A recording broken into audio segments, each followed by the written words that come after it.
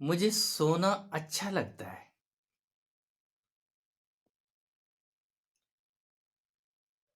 गुप्ता जी को सोना अच्छा लगता है।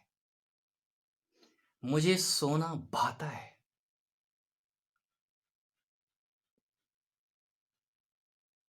कुछ वर्षों से जो भी मेरी अवस्था बनी हुई है, मुझे सोने में रस है। सोना अच्छा लगता है। हमें भी। हम आपके समर्थन में हैं। हमें तो सदा ही सोना अच्छा लगता था। माँ सोने नहीं देती थी, कभी भैंस के पीछे, कभी गाय के पीछे। और थोड़े बड़े हुए तो खुद ही बस्ता लाद के चल दिए। क्यों? सभी स्कूल जा रहे हैं। वहां भी बैठ के हम सोते रहते थे। क्या पढ़ के आए हो? क्योंकि हमारी तो नींद पूरी नहीं हुई। उस भीड़ में मजा था सोने का। सोना अच्छा लगता है। हमें सोना भाता है। सोना किसे नहीं अच्छा लगता है? सस्ता नहीं है सोना। और जो खरीदने की हिम्मत जुटाते हैं, वो बाजारू सोना उठा के ले आते हैं। वो सोना भी भाता है।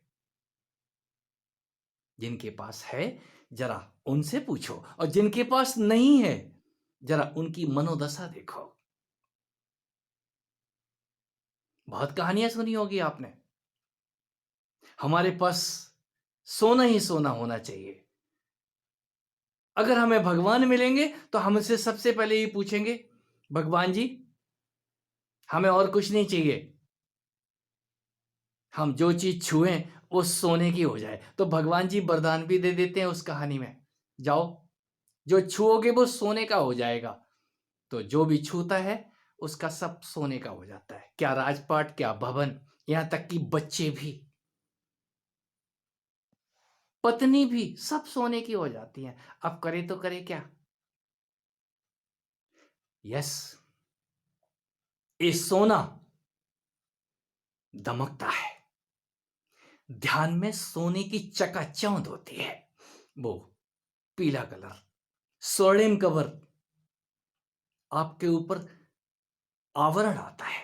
उस स्वर्णिम कवर का आवरण जब आता है तो ये आंखें स्वतः ही बंद हो जाती हैं।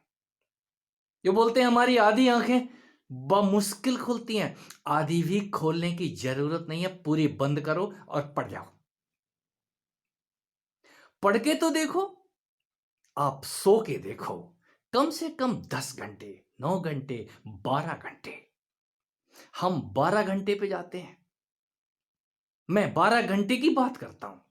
12 साल की बात नहीं कर रहा हूं, 12 घंटे की बात करता हूं। कहीं देव और देवकी अपने पुत्र का इंतजार कर रहे हैं कि वो 12 साल का हो जाएगा। 12 साल का बच्चा सब कुछ समझने लग जाता है।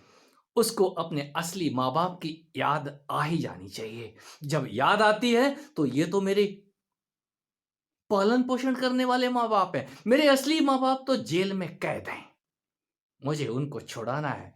कोई कृष्ण मथुरा की तरफ प्रयाण कर देते हैं, चल पड़ते हैं। मेरे माँ बाप तो जेल में बंद हैं। कौन सी जेल में बंद है भाई? ये तन आपका जो सोया पड़ा है 12 घंटे। कौन जगाएगा इसको? कोई कृष्ण। मैं उसी को अंधेरा कहता हूं, काला कहता हूं, ब्लैकिश कहता हूं, श्याम कहता हूं। वो ब्लैकिश श्याम में तब्दील होती है। कहीं श्याम आकार ले रहे हैं। माँ बाप को उठाना है ना, वो कंस को मारना है ना, जो शक पाले बैठे हैं कि हमको कोई जगा नहीं सकता, वो जगा देते हैं। 12 घंटे के बाद आपका सोना मुश्किल हो जाएगा। आप चाहे 1 मिनट को जागें, आपकी नींद उचट जाएगी किसी भी बहाने से। ध्यान में यही सब तो होता है। देवी देवता आ रहे हैं, हमें बहुत कुछ समझा रहे हैं। मां आ रही है, वो हमें समझा रही है। निसंदेह समझाते हैं। आप कितना समझे? आप यदि उनसे सुनते ही रहे तो सुनते रह जाएंगे। उनके पीछे वो जगाने वाला भी है जो आपके अंदर है। वो आपको दिखा रहा है उलझा रहा है। कंस से लड़ाई करने से पहले कृष्ण पूरी मथुरा में उत्पात मचा देते हैं। कंस को खबर लग जाती है, ओह ये तो वही काल है जिसका मैं इंतजार कर रहा हूं। हम कहानियों पे ही जाएं, और पहले तो उत्पात ही होंगे, पहले खराब होंगे, नेगेटिविटी के होंगे। तमस जिसको हम कहते हैं, वो अंधकार में से भूत प्रेत ही पहले सिर उठाते हैं। फिर रजोगुण, ओ माया जनित, सजे धजे चले आ रहे हैं। चांदी ले लो, सोना ले लो, हीरे ले लो, सब कुछ देने चले आ रहे हैं। राजपाट सब कुछ हम दे देंगे, तुम ये ध्यान करना बंद करो। हम तुम्हें सब कुछ दे देंगे, तुम्हें कुछ भी करने की जरूरत नहीं है। नाउ उनका भी वध करो। यदि वध नहीं कर सकते तो बाईपास करो, हाथ जोड़ दो उनको, दया करो भाई। जब तक आपका अपना चेहरा ना आ जाए, और वो इतना आसान नहीं है, वो शकल कैसी है बताना भी मुश्किल है।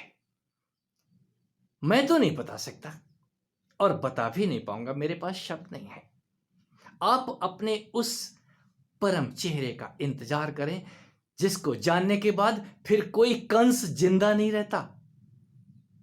वो शक सदा के लिए चला जाता है, और इसके बाद जरासंध से युद्ध।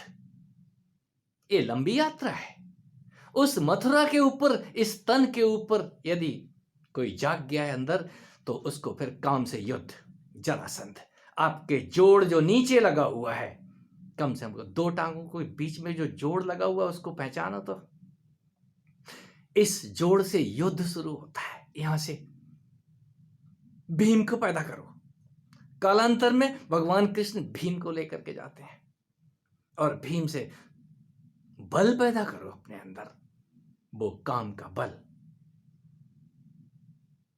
आपके उस जरासंध रूपी शक के चीथड़े उड़ा देगा, दो टुकड़े कर देगा इधर से उधर को।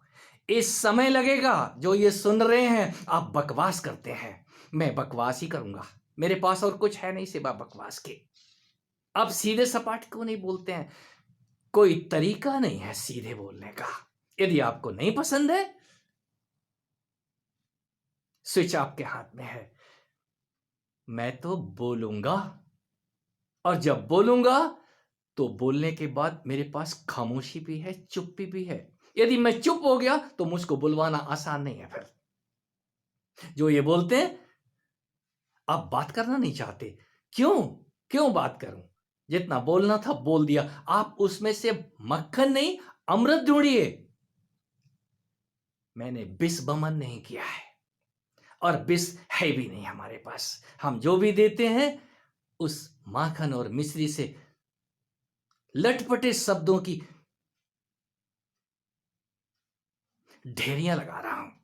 यदि किसी को खाना आता है तो इस माखन में अमृत ही अमृत है, और इस अमृत से आप अपना चेहरा पहचान लें। ये चेहरा समझ में आने के बाद ही आपका कंस मरेगा, उससे पहले नहीं। यदि कंस मार दिया तो जरासंध भी कालांतर में आप मारने के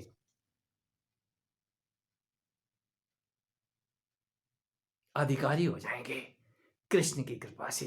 कृष्ण को साथ तो कर लो, उस काले को जगा लो, वो सोने में भेज देगा आपको।